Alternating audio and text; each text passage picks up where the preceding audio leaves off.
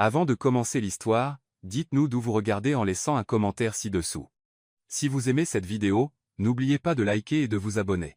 Passez une merveilleuse journée. Profitez de l'histoire, tout le monde. Le quart de travail de 12 heures venait de se terminer, et Sarah avait l'impression que son corps entier était fait de pâte détrempée. Elle attacha ses cheveux en un chignon désordonné, se regardant dans le rétroviseur de la voiture. Des cernes comme ceux d'un panda, des cheveux en bataille, une blouse blanche tachée de café, et une traînée éclatante de ketchup du déjeuner à 15 heures, ou peut être à 3 heures du matin, elle ne s'en souvenait plus. Après un quart aussi long, le temps semblait s'arrêter. Tout ce qu'elle voulait maintenant, c'était rentrer chez elle, serrer son oreiller dans ses bras et dormir comme une morte. Mais son estomac grondant lui rappela qu'elle dévorerait probablement le pot de glace dans le frigo avant de s'effondrer sur le canapé.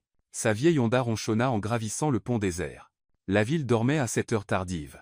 Sarah alluma la radio, espérant du jazz doux, mais la voix du DJ retentit avec une pub pour des pizzas. Achetez-en une, la deuxième est gratuite. Livraison jusqu'à 2 heures du matin.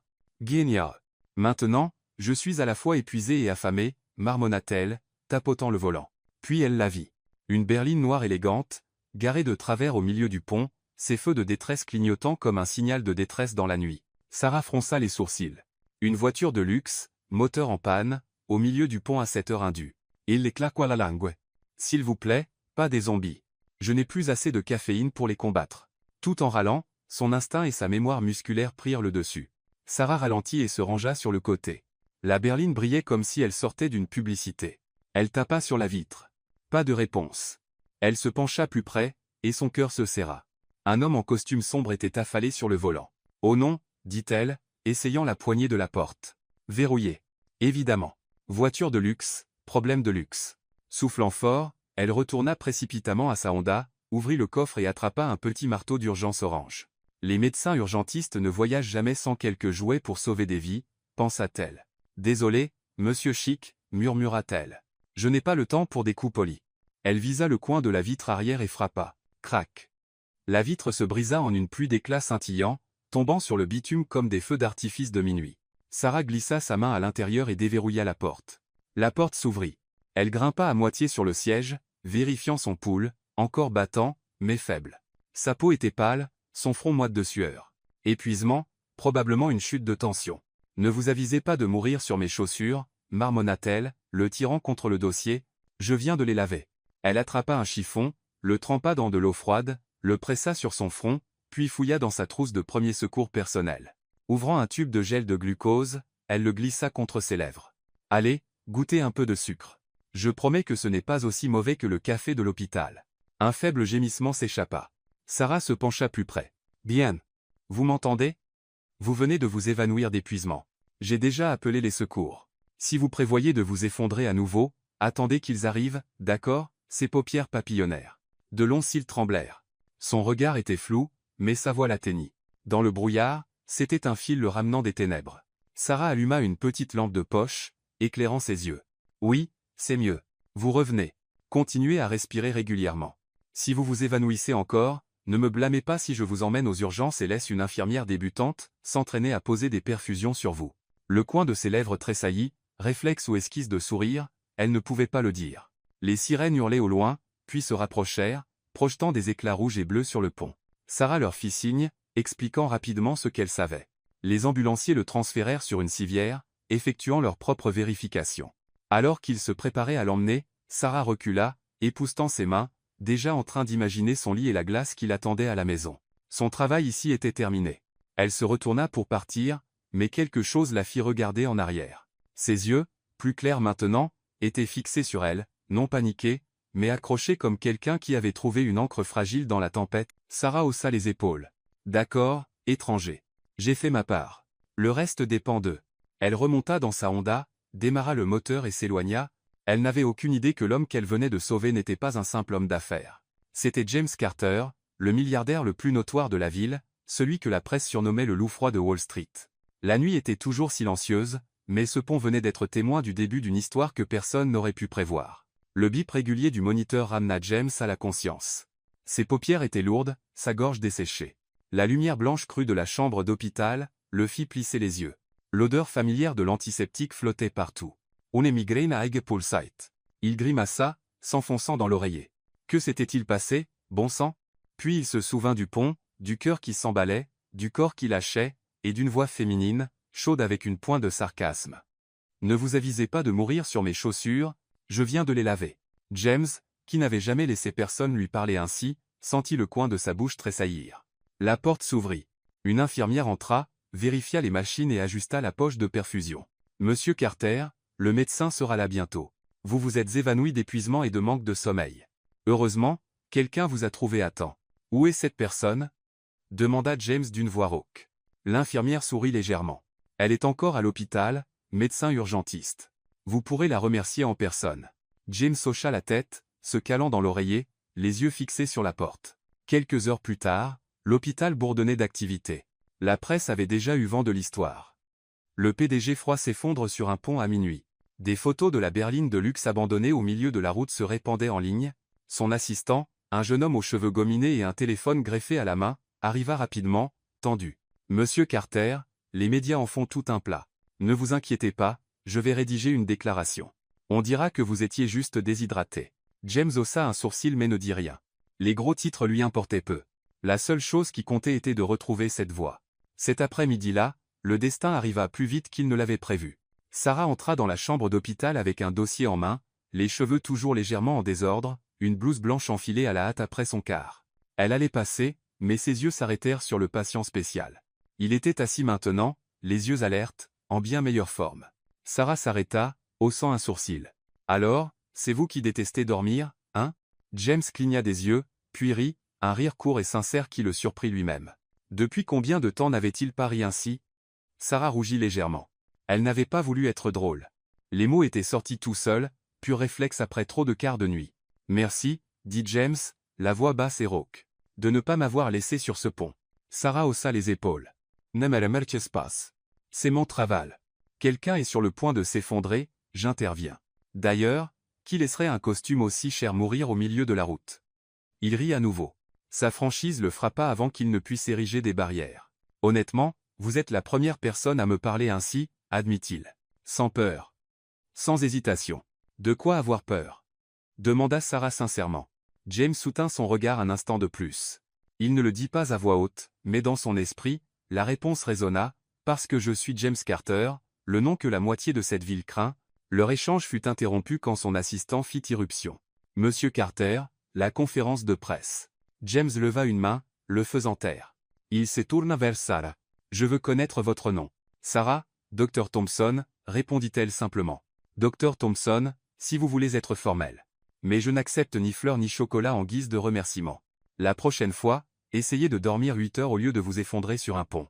C'est la meilleure façon de me remercier. » Il resta immobile, la regardant s'éloigner, sa voix résonnant dans son esprit, « Pas de fleurs, pas de chocolat, juste, vivez comme un humain normal. » Dehors, le couloir de l'hôpital résonnait de pas et d'annonces par haut-parleur. Sarah s'appuya contre le mur, soupirant. « Mon Dieu, pourquoi ai-je dit ça ?» Et pourtant, au fond, elle se sentait plus légère. Il pouvait être milliardaire, PDG, ou quel que soit le titre que le monde lui donnait. Mais sous les lumières fluorescentes de l'hôpital, il n'était qu'un homme épuisé, impatient qu'elle avait ramené du bord du gouffre. Elle haussa les épaules et sourit légèrement. S'il voulait vraiment la remercier, eh bien, il pouvait commencer par dormir une nuit complète comme tout le monde. Les nouvelles de l'effondrement de James Carter sur le pont étaient encore brûlantes. Les gros titres affichaient des photos de la berline noire élégante. Le loup froid s'effondre. La plupart des articles imputaient cela au stress du travail. Certains y ajoutaient une touche d'excès d'alcool, mais personne ne savait vraiment ce qui s'était passé. Pendant ce temps, James s'en moquait. Ce qui occupait ses pensées bien davantage était la femme qui l'avait sauvé, Sarah Thompson. Dès sa sortie de l'hôpital, il fit envoyer par son assistant une invitation formelle. « Monsieur Carter invite cordialement le Dr Thompson à dîner au Whitmore Rooftop à 20 h ce soir en gratitude pour lui avoir sauvé la vie. » Sarah lut l'invitation et éclata de rire si fort que l'infirmière de garde à côté d'elle la regarda comme si elle avait perdu la tête. Elle répondit par un simple texto, « Je ne viens pas. Dîner sur un toit ne convient pas à quelqu'un qui s'est effondré par manque de sommeil. Allez vous coucher. » James lut le message, abasourdi. Personne n'avait jamais osé lui dire non, encore moins lui ordonner d'aller dormir. Au lieu de la colère, la curiosité s'éveilla. Ce soir-là, Sarah venait de terminer son quart, sa blouse blanche nouée autour de la taille, sortant de l'hôpital, lorsqu'elle aperçut une voiture noire familière garée au bord du trottoir. James était là, sans costume, sans cravate, juste une chemise blanche simple. « Que faites-vous ici? Demanda Sarah, fronçant les sourcils. Je vous attendais, répondit-il calmement. Je voulais vous remercier en personne et vous inviter à dîner. Vous n'avez pas compris? J'ai dit non, dit Sarah, croisant les bras. Je suis fatigué, j'ai faim, et je ne suis pas d'humeur pour un toit scintillant avec des verres de vin. James inspira lentement. Alors donnez-moi une autre chance. Pas de toit, pas de vin, juste un dîner. Où vous voulez? Elle haussa un sourcil, à moitié agacé, à moitié amusé. Êtes-vous toujours habitué à faire aux gens ce que vous voulez? Peut être, admit-il sans hésiter. Mais ce soir, je veux juste dîner avec vous. N'importe où. À votre choix. Sarah resta silencieuse quelques secondes. La patience dans ses yeux, la façon dont il la regardait directement, l'adoucit un peu. D'accord. Soupira-t-elle. Peut être que le patient privé de sommeil mérite une dose de vie ordinaire. Très bien, suivez-moi.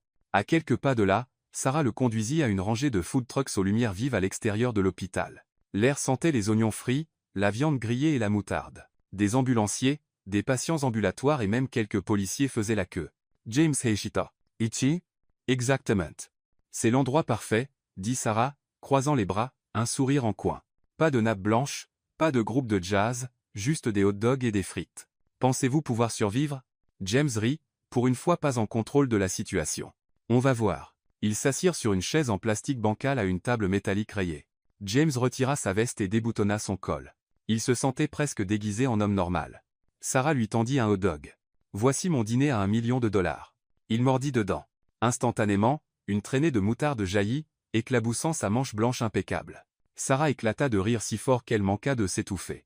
Désolé, dit-elle entre deux gloussements, lui tendant des serviettes. Vous venez de ruiner votre chemise. Mais, vous venez officiellement de rejoindre le club des gens normaux qui mangent salement. James regarda la tâche, puis son visage riant. Au lieu de l'irritation, il rit aussi, un rire vrai et plein qui résonna dans la nuit. Ils mangèrent sous des néons, et le bruit de la circulation. Sarah raconta des histoires de ses cars. Le vieil homme qui avait appelé le 911 parce que son chat était coincé dans un arbre. Ou l'enfant qui avait avalé un Lego et riait quand les médecins l'avaient récupéré. James écouta, et pour la première fois, il sentit sa poitrine s'alléger. Pas de cours boursiers, pas de contrat, juste des histoires simples et pleines de vie. Vous savez, dit Sarah, finissant ses frites, parfois, je pense que la vraie valeur n'est pas dans l'argent. Juste voir un patient ouvrir les yeux ou un enfant arrêter de pleurer. Ça suffit pour savoir que la journée en valait la peine. James resta silencieux. Il n'avait jamais pensé ainsi. Pour lui, le succès, c'était des graphiques boursiers en hausse et des rivaux écrasés. Mais en voyant l'étincelle dans ses yeux, il réalisa qu'il existait une autre définition de la victoire. Quand ils terminèrent, Sarah se leva, tapant dans ses mains. Eh bien, voilà votre dîner de remerciement. Pas de toit, pas de champagne, juste des hot dogs et de la moutarde. Vous avez survécu. Passe-mort. James se leva aussi, la veste à la main, la regardant sous la lueur des lampadaires. Pendant un instant fugace, il se sentit humain. Mais si, dit-il doucement. Pas seulement pour m'avoir sauvé, pour ceci aussi. Allez dormir, cligna Sarah de l'œil. Ne me forcez pas à vous retrouver sur ce pont. Cette nuit-là, James retourna dans son penthouse de luxe. Les murs de verre offraient une vue sur la ville scintillante, mais le silence n'était plus réconfortant. Il déboutonna sa manche, la légère tache de moutarde toujours là. Un rire lui échappa, résonnant dans un endroit habituellement rempli de rien d'autre que de silence. L'image de Sarah, cheveux en désordre, riant, tenant un hot dog, restait dans son esprit, pas de champagne, pas de gastronomie, et pourtant c'était le dîner le plus mémorable de sa vie. Assis seul, James Carter, pour la première fois depuis des années, ne se sentait pas complètement seul. James vint à l'hôpital avec un objectif très ordinaire. Inviter Sarah à prendre un café, pas de toit, pas de vin, pas d'avion privé, juste un café, le langage qu'il soupçonnait être la langue maternelle des médecins de nuit. Il portait 2 gobelets d'un café du coin, avec des couvercles en papier, des éventails de vapeur et une odeur assez forte pour réveiller les morts. Debout au comptoir d'accueil, il se sentait étrangement déplacé. Cela faisait longtemps qu'il n'avait pas été dans un monde où la règle était « faites la queue d'abord, parlez de la vie ensuite ». Dans son monde, les gens faisaient la queue pour le voir. Ici, il faisait la queue pour la voir. « Vous êtes là pour qui » demanda l'infirmière de nuit, la voix fatiguée mais douce. « Dr. Thompson. Yesu Isuname. » Le mot le surprit. Ça sonnait juste. L'infirmière jeta un œil aux 2 cafés et lui adressa un petit sourire de bonne chance. « Elle est aux urgences, mais elle est en quart. Si vous avez de la chance, vous la croiserez en train de courir ici dans les 2 secondes et demie qui viennent. » James la remercia et se mit sur le côté, tenant toujours les gobelets. Moins d'1 minute plus tard, ces 2 secondes et demie se matérialisèrent. Sarah dévala le couloir, queue de cheval sautillante, blouse blanche nouée à la taille, dossier sous un bras, stéthoscope se balançant comme un bijou. Elle s'arrêta en le voyant. « Que faites-vous ici » demanda-t-elle, haussant un sourcil, puis écarquillant les yeux devant les 2 gobelets fumants dans ses mains. « Je suis venu vous offrir un café. » James leva un gobelet. « Moins de sucre, plus de lait, j'ai deviné. » À moitié juste, sourit Sarah, puis elle pointa l'horloge murale. « Dommage. J'ai encore 2 heures de quart. Le café, je prends. La compagnie, pas autorisée. Règle numéro 1 des urgences. Pas de rendez-vous pendant le service. » « Je ne fais pas un rendez-vous, lâcha-t-il, puis ajouta rapidement, je veux dire, pas comme ça. » « Pas du tout. » Elle prit une gorgée, ses yeux se fermant un instant, comme si son âme venait de se recharger. « Rentrez chez vous. Je vous envoie un texto dans 2 heures. »« J'attendrai, » dit James instantanément, avec la même fermeté que lorsqu'il concluait un contrat. Sarah cligna des yeux. « Attendre ici ?»« Ici ?» Elle l'étudia un instant, comme si elle diagnostiquait la gravité d'un patient têtu. « Comme vous laisse. Mais ne gênez pas. Ne posez pas de questions stupides. Et si je commence à courir, écartez-vous. » « Je m'écarterai, » promit-il solennellement. « Bien. » Elle leva le gobelet, recula et disparut dans le flot des blues. 2 heures peuvent passer vite devant un épisode de série, mais elles traînent quand on est assis sur une chaise en plastique dur des urgences. James ouvrit son ordinateur portable, puis le referma. Il observa l'horloge, les pas, les visages, un patchwork d'inquiétude, de fatigue et d'espoir cousu comme une vieille couverture encore chaude. Le premier patient qu'il vit était un homme ivre en chemise froissée, un bracelet néon pendant d'une boîte de nuit. Il chantait une chanson country à tue-tête, la voix râpeuse comme du papier de verre. Sarah apparut avec une infirmière, son ton calme et ferme. « Grosse soirée, hein, monsieur ? La prochaine fois, dansez sur la piste, pas sur le trottoir. » L'homme plissa les yeux vers elle, souriant comme s'il venait de gagner. « Vous êtes un ange ? » ?»« Non, je suis humaine, » répondit Sarah platement. « Mais j'ai du café, c'est presque pareil. » James se surprit à rire. Pas de script de relations publiques, pas de sourire au champagne, juste une médecin traitant un homme ivre et éraflé comme s'il était encore une personne. Quelques minutes plus tard, le chaos arriva. Une femme d'une 60aine d'années, serrant sa poitrine, le visage pâle. Le moniteur bipait plus vite. « ECG, maintenant » ordonna Sarah, la voix changeant en un instant. 2 litres d'oxygène. « Analysis. »« Madame, regardez-moi. » Inspirez et expirez profondément. La femme tremblait. Sarah se pencha près d'elle, tenant sa main. « Ne vous inquiétez pas, je peux réparer votre cœur. Sauf pour les peines de cœur. Ça demande beaucoup de chocolat. » La femme rit à travers sa douleur, un petit rire, mais réel. James sentit une chaleur naître dans sa poitrine. En quelques secondes, Sarah lui avait donné quelque chose à quoi se raccrocher, autre que la peur. Les portes automatiques continuaient de s'ouvrir et de se fermer.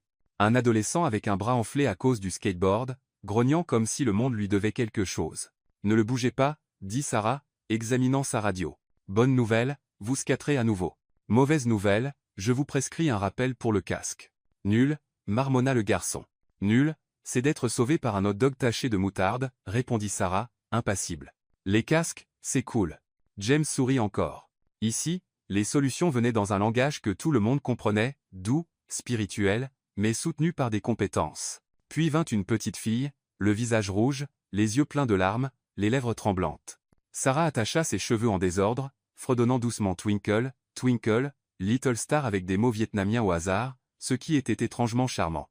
Pendant que l'infirmière prenait ses constantes, l'enfant cessa de pleurer, le regard fixé sur les mains de Sarah, qui se balançaient comme par magie. « Tu as été incroyable », la félicita Sarah, lui tendant un autocollant en forme de dauphin. « Tiens, petite guerrière. » De derrière la paroi vitrée, James croisa les doigts.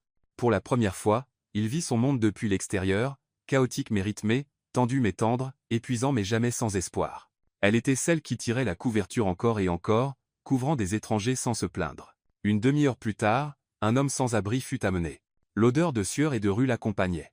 Quelqu'un fronça le nez. Sarah se contenta de dire « Voici une couverture chaude » et la glissa autour de lui, versant de l'eau, demandant son nom. « Pas monsieur, pas anonyme. Comment vous appelez-vous pour que je l'écrive joliment sur votre dossier ?» demanda-t-elle. James vit la main rugueuse de l'homme trembler, stupéfait par le simple fait qu'on lui demande son nom. Tout le monde n'entend pas son nom tous les jours. Quelque chose se coinça dans la gorge de James. Sur ces tableurs, les gens étaient des lignes et des colonnes. Ici, les gens avaient des noms. Il jeta un œil à sa montre, encore 50 minutes. Il se leva, alla chercher de l'eau, puis revint sur la chaise dure. Son téléphone vibra avec un texto de son assistant. 9 heures demain. Réunion du conseil. Document envoyé. Il répondit OK et s'arrêta. Pour une fois, pas besoin de plus de mots. Sarah apparut à côté de lui, presque sortie de nulle part. J'ai encore du café. Une demi-tasse. James le leva. Vous êtes vide, mais je survivrai. Elle s'effondra sur la chaise, son corps fondant dedans. Vous êtes vraiment resté. Je vous ai dit que j'attendrais, dit-il simplement. Elle se tourna vers lui, les yeux fixes. Vous attendez le café ou pour voir si je trébuche sur quelqu'un? Pour vous. Sa voix ne trembla pas. Un instant de silence. Sarah s'éclaircit la gorge comme si elle avait avalé un bonbon de travers. Oh, oi, eh bien, merci. Elle se releva d'un bond. J'ai encore 40 minutes. Si vous vous ennuyez. Partez. Je ne vous noterai pas. Je reste, répondit-il, surprenant même lui-même par la fermeté de son ton. 2 autres cas passèrent. Une jeune femme arriva en pleine crise de panique. Sarah l'emmena à l'écart et lui apprit la respiration en carré, 4 temps pour inspirer, tenir 4 temps, expirer 4 temps, tenir 4 temps, comme monter de niveau dans un jeu vidéo, dit-elle. À chaque tour, votre cœur se calme. La femme la regarda comme si elle voyait la terre après avoir dérivé en mer. Un vieil homme avec des maux de tête chroniques, qui s'avéraient être causés par 7 tasses de café noir par jour. Sarah griffonna sur un papier. Protocole d'urgence de désintoxication au café. Jour 1, 6 tasses. L'homme resta bouche bée, puis éclata de rire. D'accord, doc. James la vit transformer les ordonnances en blagues et, d'une manière ou d'une autre, en confiance. Enfin, le haut-parleur tinta doucement. Fin du quart.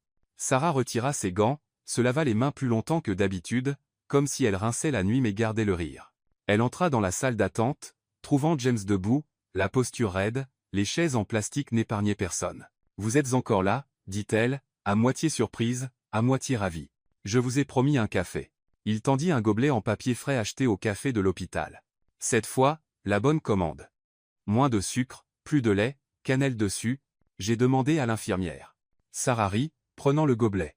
Pas mal, homme d'affaires. Vous apprenez vite. On marche un peu? James fit un geste vers les portes coulissantes. Dehors, l'aube effleurait le ciel, la ville somnolente sous des lampes jaunes fatiguées et quelques voitures matinales. Ils sortirent sur les marches de l'hôpital. L'air frais de l'aube caressait leurs visages, les yeux lourds éclairés par des sourires silencieux. Sarah sirota son café, la chaleur glissant à travers ses doigts. Votre nuit était. James chercha. Folle. Hochati. Elle est. Mais j'adore ça. Ici, chaque jour est une chance de faire quelque chose de petit, poser une couverture, demander un nom, faire une blague. Assez de petites choses s'additionnent. Et parfois, elle sauve celui qui regarde, ajouta-t-il, son regard fixé sur elle. Sarah le regarda de côté, la voix douce comme un souffle. Vous êtes toujours le patient qui fuit le sommeil. Vous vous souvenez? Me souvenir? James sourit. Mais ce soir, j'ai appris à attendre. C'est la compétence la plus dure. Elle réfléchit. Être. Ses yeux tombèrent sur ses baskets, une goutte de sang séchée sur la pointe. Vous avez parfois peur? Bien sûr, répondit-elle instantanément. Mais la peur ne vous empêche pas de faire ce qui est juste. James ravala ses mots. Dans son monde, ce qui était juste n'était pas dans les bilans. C'était tenir une main, dire un nom, rester auprès de quelqu'un en pleine panique. Une brise passa. Sarah frissonna. Il retira instinctivement sa veste, la lui offrant. Non, secoua-t-elle la tête. Vous aurez froid. Je vais bien, dit-il, et pour une fois, il le pensait. Café fini. Elle leva le gobelet vide, souriant. Rentrez chez vous et dormez, patient. Êtes-vous? Douche, sommeil, rêver de hot-dog, cligna-t-elle, mi-taquine, mi-sérieuse. Ils s'attardèrent une minute de plus. Silencieux alors que la ville respirait lentement et profondément. Quelque part, une sirène hurla une fois, puis s'arrêta. Le ciel pâlissait. Merci de m'avoir laissé rester à la lisière, dit James doucement, réalisant pour la première fois qu'il se sentait complet sans être au centre. De rien, répondit Sarah. Mais la prochaine fois que vous m'invitez pour un café, ne le faites pas pendant mon quart. Je n'aime pas vous faire attendre éternellement. Je peux attendre, dit-il, la sincérité le surprenant lui-même. Sarah rit, puis descendit les marches. À bientôt, James. À bientôt, Dr. Thompson. Il la regarda traverser le parking, monter dans sa vieille Honda et disparaître sur la route déserte. Ce n'est qu'alors que James rentra à l'intérieur, les mains dans les poches, sifflant un air qu'il ne pouvait nommer. 2 heures d'attente lui avaient donné plus qu'un rendez-vous. Elle lui avait offert un aperçu d'un monde dont il ignorait avoir besoin. Et cette nuit-là, pour la première fois depuis des années, quand James s'effondra sur son lit, il s'endormit comme un homme ordinaire, pas d'email, pas de graphique, pas de cauchemar, juste l'odeur persistante du café et une pensée simple.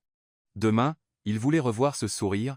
Les dimanches, la ville respirait plus lentement. La lumière du soleil se répandait doucement sur les trottoirs. Les érables s'étendaient comme des parasols géants, et les chiens tiraient leurs propriétaires comme s'ils avaient été enfermés toute la semaine par des emplois du temps chargés.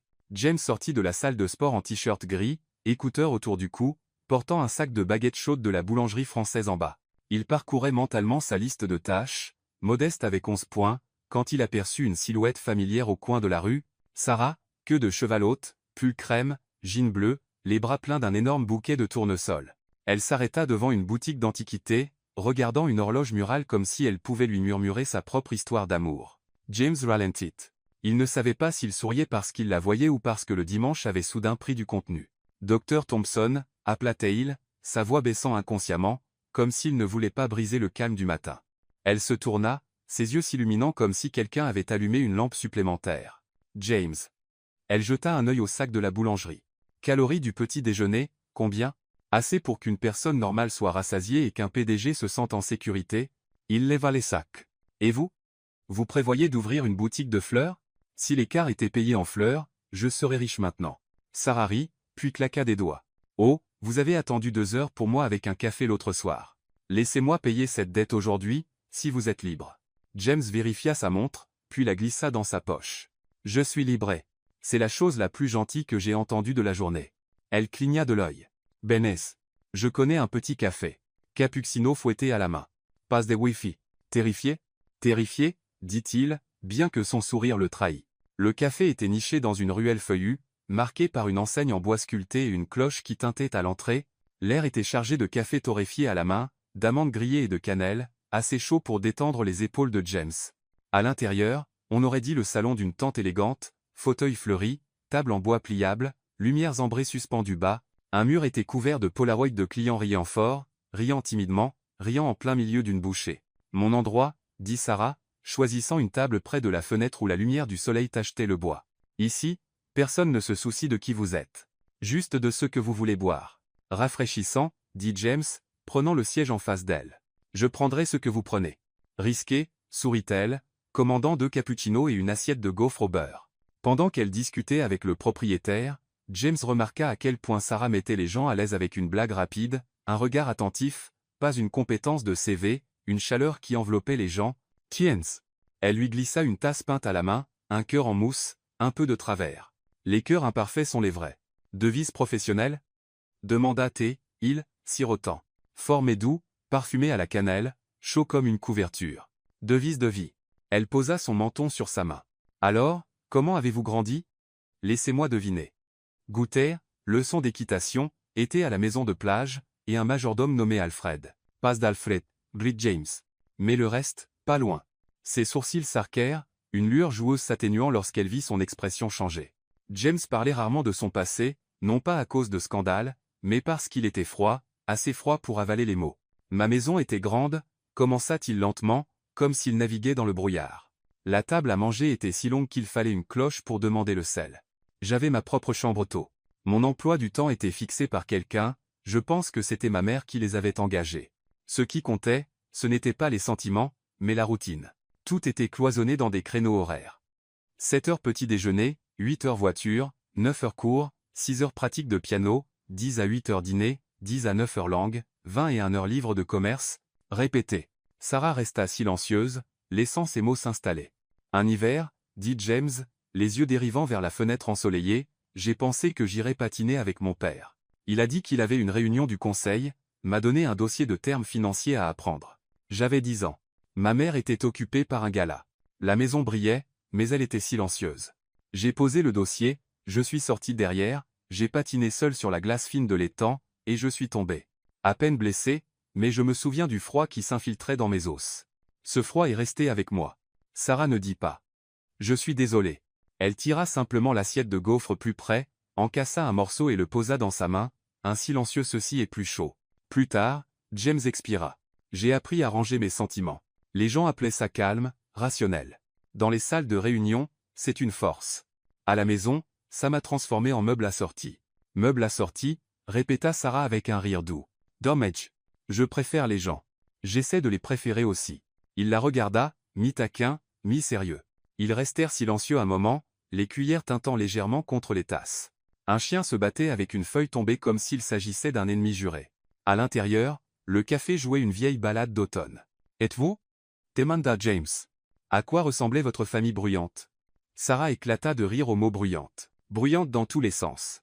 4 sœurs. Le dîner était un match de foot. Celui qui attrapait la purée de pommes de terre en premier gagnait.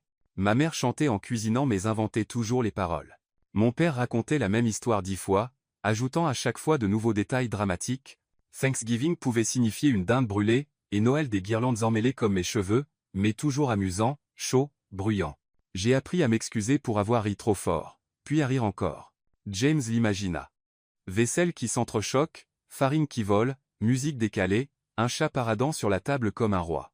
Il ressentit une pointe d'envie, une envie innocente qu'il ne s'était jamais autorisée auparavant. « Vous avez peur » demanda-t-il. « Aux urgences, quand c'est le chaos. »« Bien sûr » dit-elle sans hésiter. « Mais chez moi, quand les choses déraillaient, quelqu'un criait, à qui le tour de faire un câlin.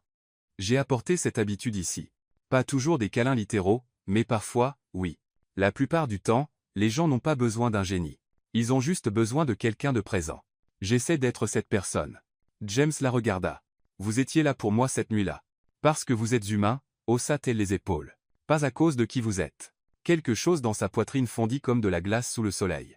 Ils dérivèrent vers une conversation plus légère. Sarah détestait les champignons mais adorait la sauce aux champignons.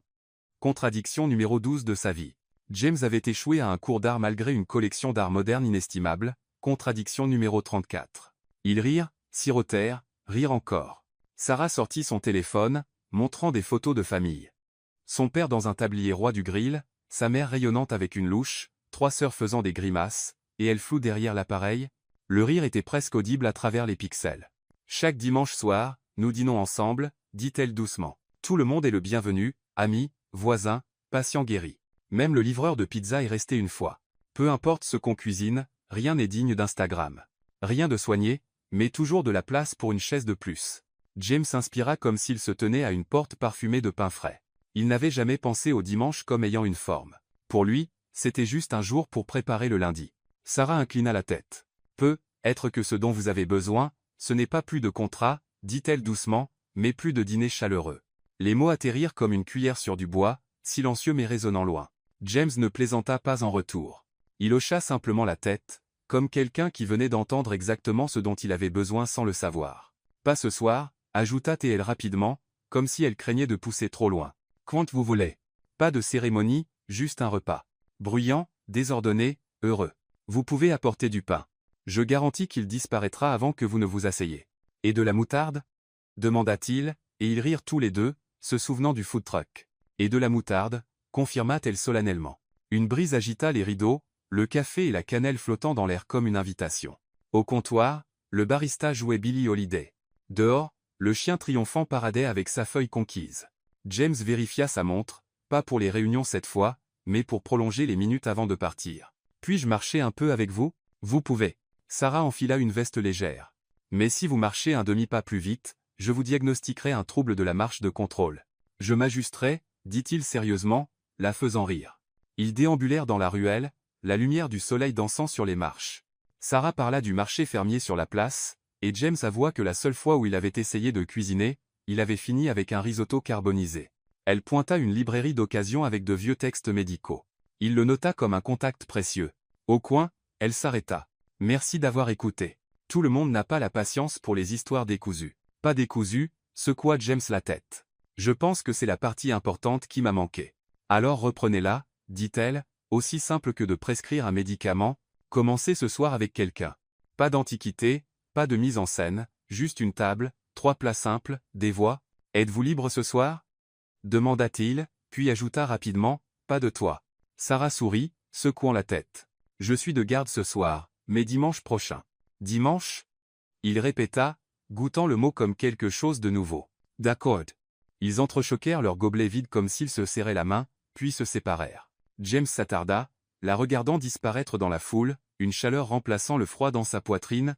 En s'éloignant, il se demanda s'il pouvait rédiger un nouveau type de contrat, pas entre entreprises, mais entre 2 personnes. Un dîner chaleureux par semaine, condition, rire au moins 3 fois. raconter une histoire idiote, et faire la vaisselle ensemble. Cela, pensa-t-il, pourrait être le premier contrat de sa vie qu'il voulait signer sans avocat.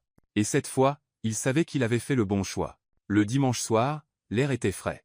La ville s'illuminait comme une scène. Sarah se tenait devant le miroir, examinant la robe empruntée à sa sœur. Ce n'était pas glamour, juste une robe noire simple avec un décolleté en vénette, l'ourlet effleurant ses chevilles. Elle prit une profonde inspiration.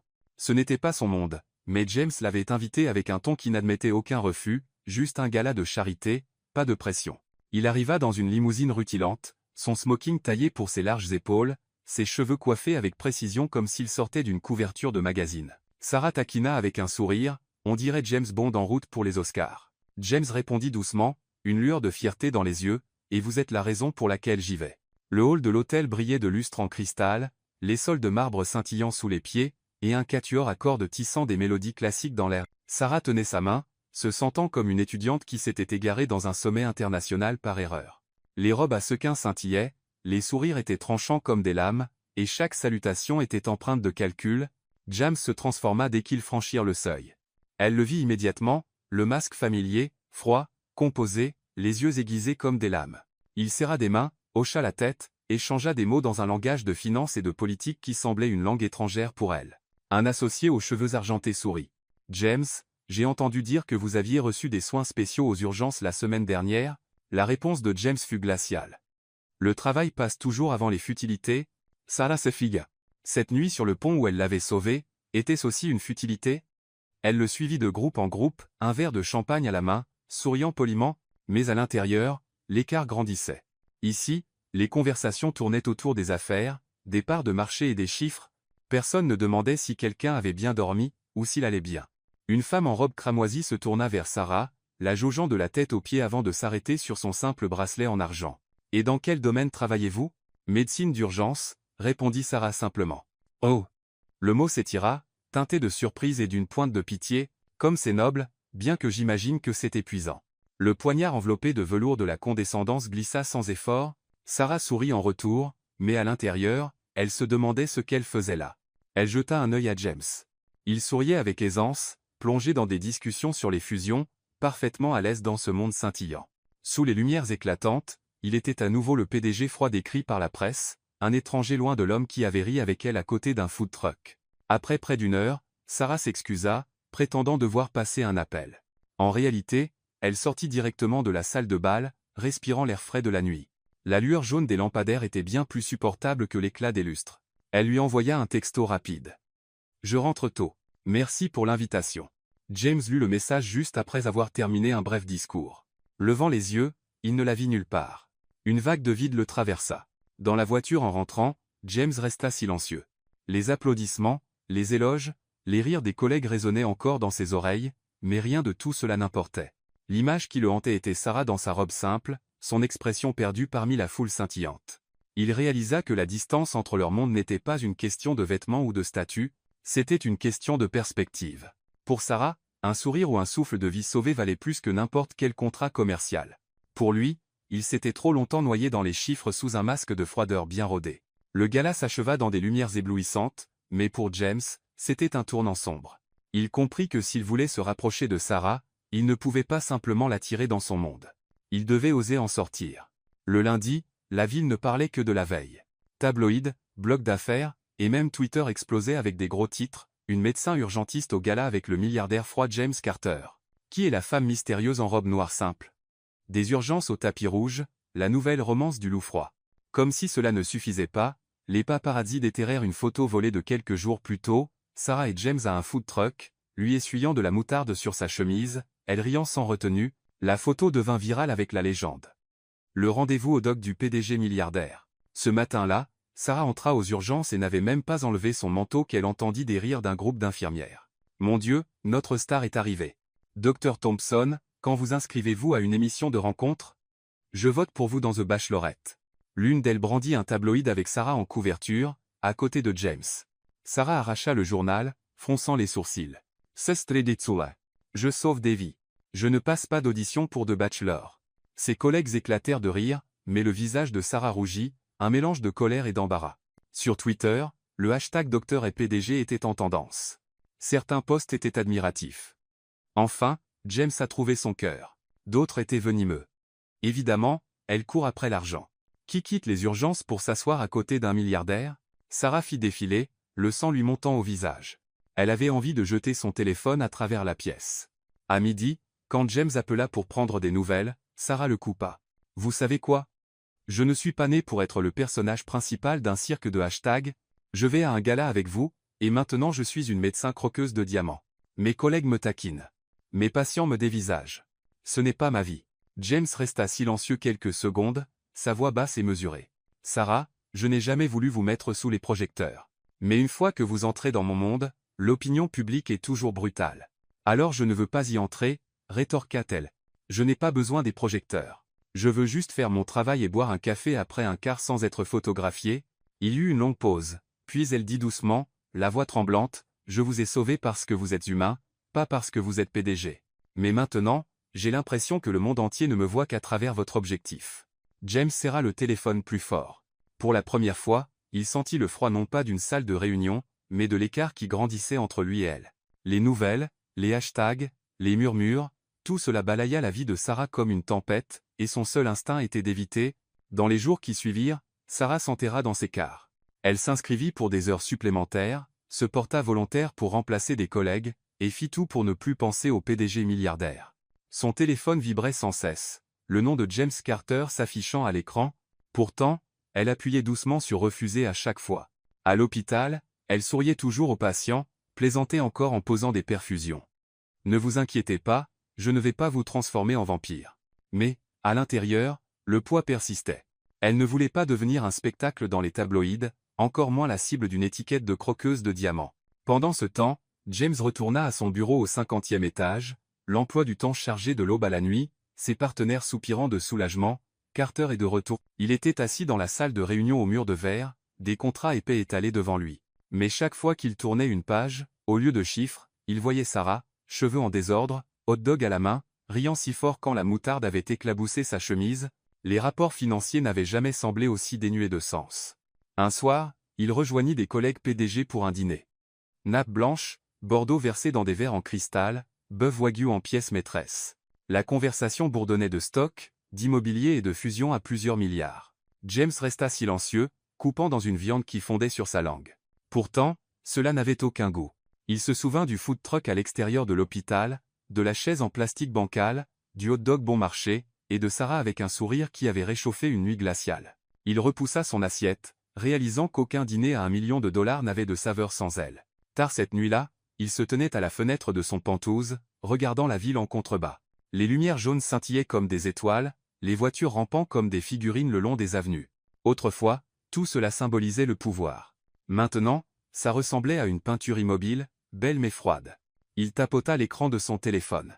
Le nom de Sarah brillait toujours dans ses contacts. Il tapa 2 mots, « Tu me manques », puis les effaça. Il ne voulait pas s'imposer. Ne voulait pas la repousser plus loin. James Carter, l'homme qui pensait autrefois tout avoir, ressentit pour la première fois le vide de la richesse autour de lui. Et dans ce vide, il n'y avait qu'un visage qu'il voulait voir, une voix qu'il désirait entendre. Le dimanche, le cours de premier secours communautaire se tenait dans la salle paroissiale, mur blanc, panneaux d'affichage couverts de flyers. Collecte de manteaux pour les sans-abri, marché du week-end. Au milieu de la pièce, des mannequins d'entraînement étaient soigneusement alignés. Sarah, en t-shirt d'hôpital et queue de cheval, rangeait des bandages dans une boîte quand elle entendit des murmures à la porte. La classe se tourna. James était là. Pas de costume, pas de cravate, juste un t-shirt gris, un gant, et une grande trousse de premier secours à la main. Quelqu'un murmura. « Mon Dieu !» Le milliardaire froid sourit. Sarah haussa un sourcil. « Que faites-vous ici ? » « En retard pour le cours, dit-il, un peu hésitant. « Il reste de la place, professeur ? » « Oui, pour ceux qui se tiennent bien, » taquina-t-elle, puis à la classe. « Pas de photos ou de vidéos, s'il vous plaît. Respectez le cours. »« Ah James. Dernier rang. Regardez-moi, puis imitez. Compris. » Il leva la main comme un élève débutant. « Sarah tape dans ses mains. »« D'accord. Sauver des vies n'est pas aussi difficile qu'on le pense. La clé est de rester calme. Si quelqu'un s'effondre, appelez d'abord les secours. Ensuite, placez vos mains au centre de la poitrine et appuyez, régulièrement, un peu fort, au rythme d'une chanson rapide. Ne vous voûtez pas. Utilisez tout votre corps. » La pièce s'emplit du bruit sourd des ressorts dans les mannequins. James s'agenouilla, plaça correctement ses mains, appuya 1, 2, 3, un peu trop fort. Le mannequin craqua avec un bruit sec. Sarah se pencha, inclinant la tête. Passe mal. Vous pourriez sauver une vie, si vous ne cassez pas toutes les côtes avant. Les os guérissent, marmonna James. Les morts. Non. Il s'arrêta, réalisant à quel point cela sonnait brut. Exactement. La voix de Sarah s'adoucit. Mieux vaut avoir mal que silencieux. Ensuite, elle montra la position de récupération. James suivit, un peu maladroitement, manquant de faire rouler le mannequin hors du tapis. La classe éclata de rire. Sarah le rattrapa à temps et lui lança un regard. « Et, ne tuez pas mes mannequins. Je n'en ai que 4. » Désolé, leva-t-il les mains en signe de reddition, souriant avec les autres. Une heure passa rapidement avec des bandages, des poches de glace et des écharpes triangulaires, agrémentées de l'humour de Sarah pour faire baisser le rythme cardiaque. Un homme d'âge moyen serra une cheville enflée avec un avocat. Sarah répondit, impassible. « Alors arrêtez d'en faire du guacamole. Je vais la bander. » La salle est rougite. James rit aussi, son visage se détendant comme il ne l'avait pas fait depuis des années. Pendant le jeu de rôle, le groupe de James mit en scène un étranger s'effondrant dans la rue. Il appela le 911, vérifia les réponses, commença les compressions, la sueur perlant, mais ses mains étaient plus stables maintenant. Sarah croisa les bras, en mode professeur, hochant la tête en signe d'approbation sans lui donner la satisfaction d'un éloge. Quand la cloche finale sonna, la classe éclata en applaudissements. Un garçon de 12 ans tira sur la manche de James. « Monsieur, vous étiez plutôt cool. » Sa mère le tira en arrière. « Ne demande pas de photos. » Sarah intervint. « Pas de photos, mais il peut porter les chaises. »« J'y vais, » dit James, soulevant une pile comme s'il le faisait tous les jours. Le soir, le jardin de l'église était frais, les bavardages s'attardant alors que la classe se dispersait. James porta la boîte de matériel à la voiture de Sarah. Il lui ouvrit la porte, hésitant. « Laissez-moi vous ramener chez vous. »« Pas besoin. » Secoua Sarah la tête, serrant la boîte. « Je vais chez mes parents ce soir. »« Dimanche ?» demanda James, imaginant déjà la table bruyante, les lumières dorées, et l'odeur de la nourriture. Son pouls s'accéléra. « Vous avez dit que tout le monde pouvait venir ?» Sarah plissa les yeux. « Vous êtes sûr ? C'est bruyant, désordonné, pas de vin fin, pas de spectacle chic, et il y a un chien. Je peux faire la vaisselle, et je veux y aller. » Elle hésita, puis sourit. « D'accord, mais ne traitez pas ma mère de Madame la Présidente. Et quand mon père racontera une histoire pour la 10e fois, vous feriez mieux de rire comme si c'était nouveau. » Marché conclu. « Pas besoin d'avocat, » plaisanta TL, fermant le coffre. « Suivez-moi. » La maison de banlieue des Thompson était peinte d'un jaune doux, avec une balançoire sur le porche grinçant doucement et des guirlandes lumineuses enroulées autour des rampes. Sur la pelouse, des enfants se poursuivaient tandis qu'un Golden Retriever, Muffin, chargeait, aboyant des péages à la grille. De l'intérieur s'échappaient des odeurs de beurre à l'ail, de viande rôtie et de cannelle, enveloppant les nouveaux arrivants d'une étreinte chaleureuse. « Je suis rentrée » appela Sarah. La porte s'ouvrit. Madame Thompson, tablier imprimé créé des ennuis depuis 1989, louche à la main, cheveux vaguement attachés, Sari. « Oh, et c'est ?» Ses yeux glissèrent sur James, s'arrêtant à peine une demi-seconde. « N'êtes-vous pas cet homme des journaux ?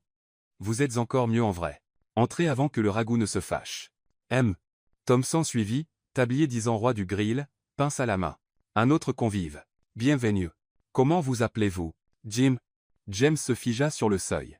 Il n'avait jamais été accueilli si simplement, pas de Monsieur Carter, pas de poignée de main calculée, juste entrée.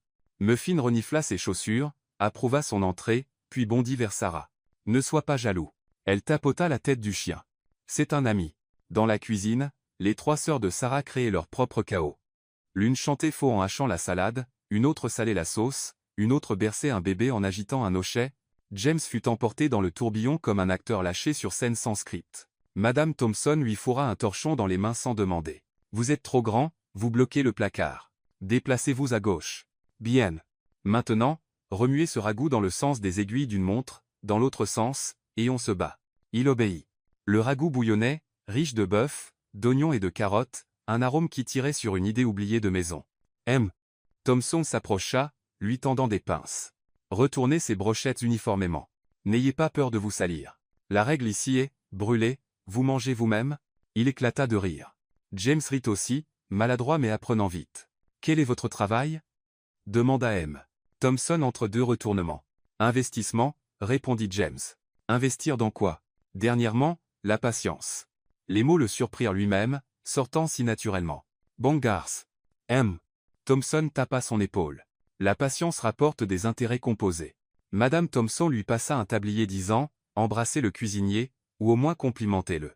Toute la famille rit alors que James Carter, le célèbre loup froid, se tenait dans un tablier froissé, remuant consciencieusement le ragoût comme un chef débutant. Jim, appela une des sœurs, prenez le plateau de cuisson sur l'étagère à côté de la boîte d'épices secrète de maman. Mais n'ouvrez pas ça. Celui qui l'ouvre doit se marier. La pièce explosa de rire.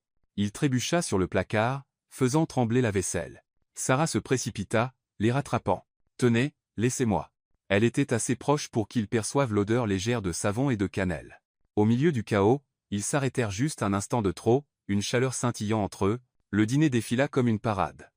Viande grillée, purée de pommes de terre, salade de maïs, pain chaud. Sarah pointa, taquinant, le pain que vous avez apporté, non?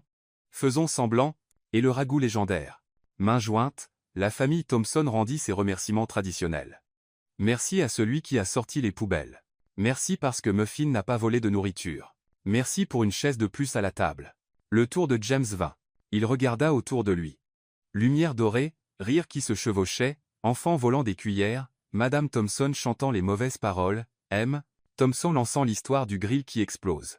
Tout le monde grogna, 10e fois, mais tous rirent. La voix de James était rauque. Merci de m'avoir laissé m'asseoir ici. Ça faisait longtemps que mes dimanches n'avaient pas de forme. La table se tut un instant, puis vibra de chaleur. Madame Son posa sa main sur la sienne, ferme et gentille. Il y a toujours une chaise pour vous, Jim. Les repas commencent. James mangea plus vite que d'habitude, non par faim, mais parce que c'était délicieux.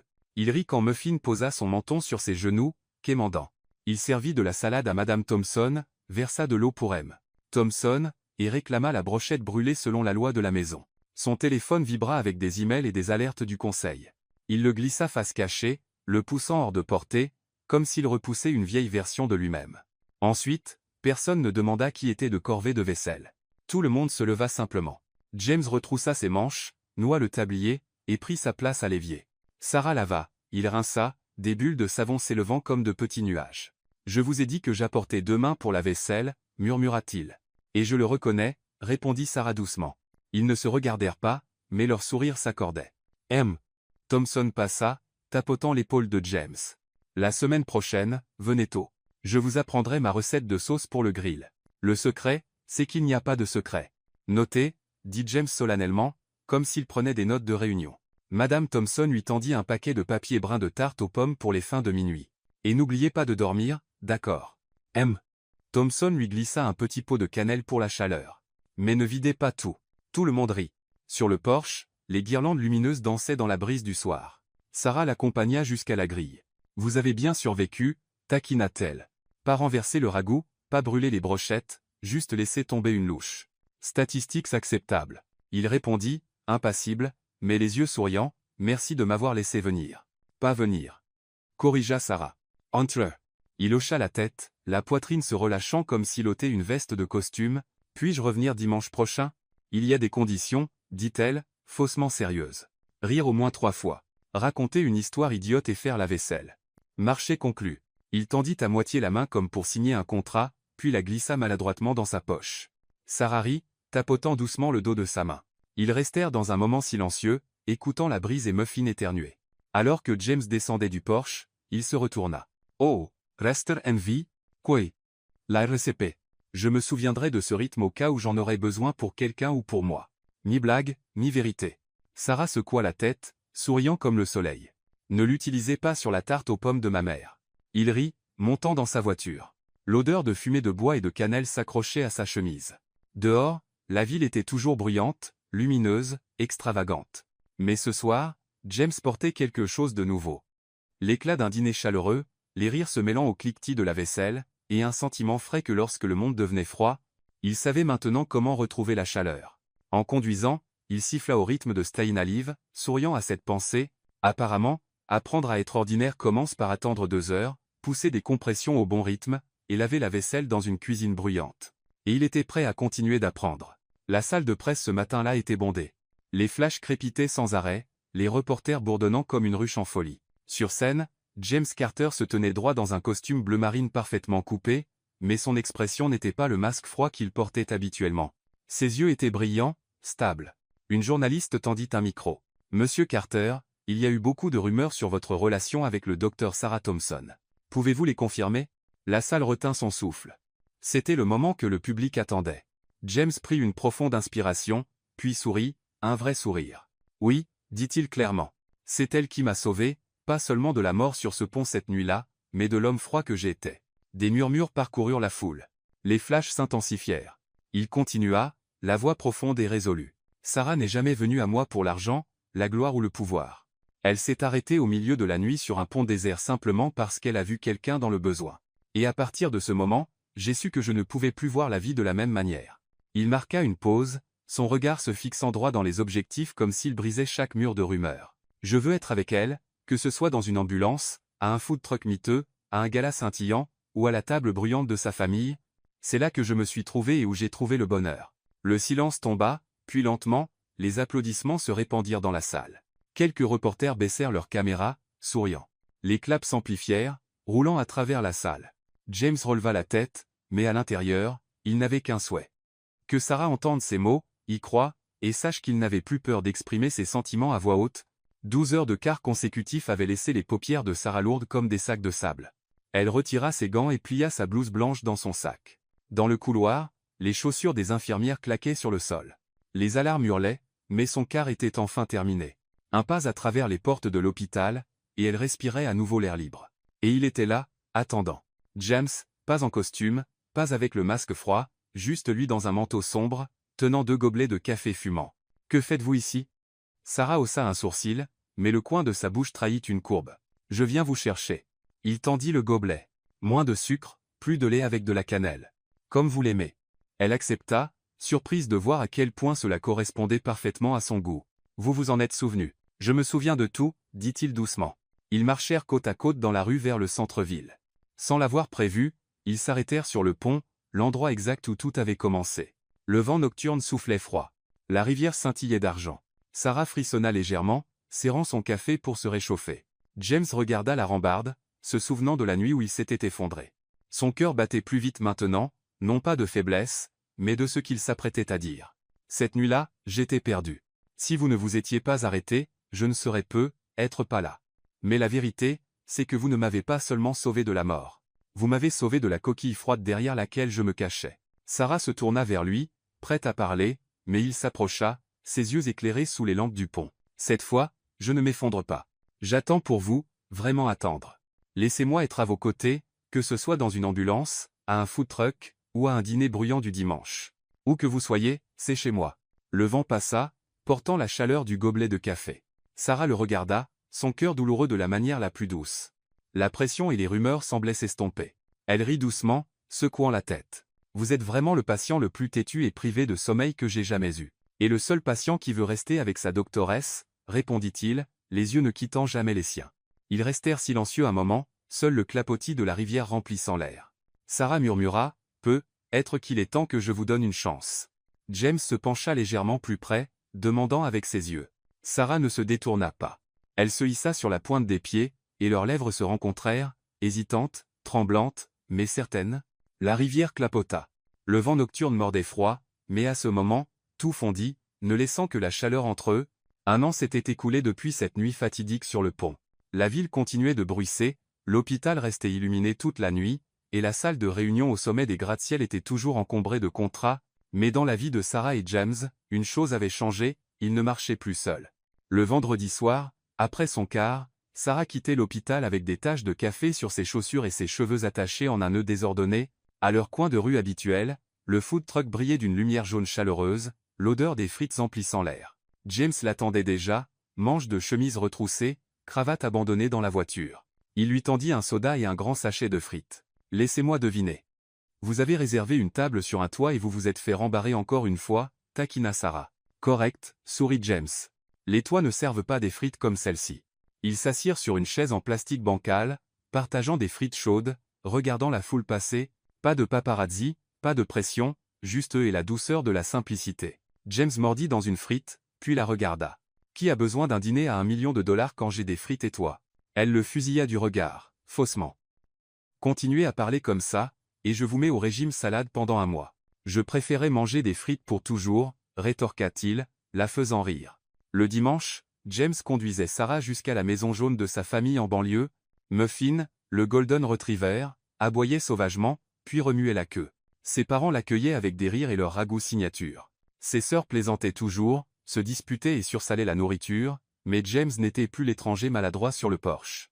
Il retroussait ses manches, portait le tablier, embrassait le cuisinier, rinçait la laitue, retournait les brochettes, et se battait même pour les morceaux brûlés selon la loi de la maison. À table, les rires se chevauchaient. Les histoires étaient racontées pour la 10e fois, et les enfants couraient en cercle. Et James, l'homme élevé dans un manoir froid, se sentait désormais vraiment à sa place dans ce chaos chaleureux. Ce soir-là, après que la table fut débarrassée, James emmena Sarah sur le porche. Les guirlandes lumineuses scintillaient. La brise nocturne était douce, et l'odeur de la tarte aux pommes persistait. Sa main tremblait légèrement en tenant la sienne, mais son regard était ferme. « Sarah, tu m'as conduit de ce pont sombre à cette table chaleureuse. Tu m'as fait rire. Tu m'as fait croire aux petites choses. Et maintenant, je sais que je ne veux plus être juste un invité du dimanche. » De sa poche, il sortit une petite boîte en velours. À l'intérieur, une bague simple brillait sous la lumière dorée. « Veux-tu m'épouser? Je te promets, que ce soit dans une ambulance, à un food truck, ou dans cette cuisine bruyante, je serai toujours celui qui fera la vaisselle avec toi. » Sarah couvrit sa bouche, les yeux brillants. Puis elle éclata de rire à travers ses larmes. « Tu me demandes en mariage avec un vœu de vaisselle? » « Oui, » sourit James. « Parce que c'est l'engagement le plus important. » Sarah tendit la main pour la bague. « Je dis oui. » Muffin aboya bruyamment son approbation tandis que de l'intérieur s'élevait un chœur de houx. La famille avait clairement écouté aux portes. Quelques mois plus tard, dans le jardin rempli de tournesols de ses parents, ils se marièrent. Pas d'invités glamour, pas de feu d'artifice, juste la famille, les amis et les rires. Sarah portait une robe blanche simple, les cheveux attachés bas, tenant un bouquet de fleurs sauvages. James portait un smoking sans cravate, les yeux ne quittant jamais les siens. Quand le pasteur demanda « Le voulez-vous » James répondit immédiatement « Oui ». Quand ce fut le tour de Sarah, elle cligna de l'œil et dit rapidement « Oui ». La foule éclata de rire devant les vœux les plus rapides jamais prononcés. Et dans le jardin, leur baiser scella non seulement un mariage, mais une nouvelle vie ensemble. 1 an plus tard, puis 2, Sarah était toujours la médecin urgentiste aux chaussures usées, James était toujours le PDG occupé. Mais le vendredi soir, ils se retrouvaient toujours à leur food truck, partageant des frites. Le dimanche, ils étaient à la table bruyante des Thompson, se battant pour les morceaux brûlés, riant quand son père racontait son histoire pour la 10e fois. James avait autrefois pensé que le bonheur résidait dans les contrats et les chiffres. Maintenant, il savait que le bonheur, c'était être assis à côté de Sarah sur une chaise en plastique bancale, partager des frites chaudes, écouter son rire.